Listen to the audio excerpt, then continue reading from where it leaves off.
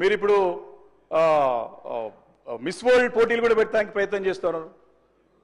పోటీలు అదేనా? తెలుగులో నాకు వస్తలేవు అది. అధ్యక్ష, గతంలో ఫార్ములా ఈ కార్ రేస్ కూడా పెట్టాం అధ్యక్ష. ఫార్ములా ఈ కేరాజ్ పెట్టినాం.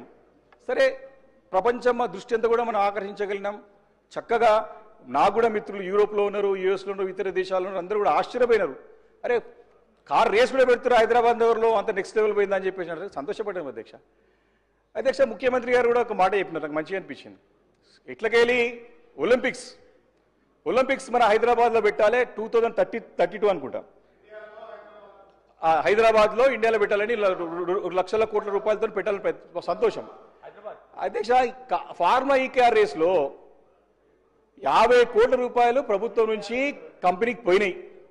క్లారిటీ కంపెనీని ఒప్పుకుంటుండు, దాన్ని మళ్ళీ ఎక్స్టెన్షన్ చేయమని అడిగితే సరే ప్రభుత్వంకి ఇష్టం లేదో, మరి ఏమైందో, మరి ఎందుకు క్యాన్సిల్ చేసుకుందో తెలియదు.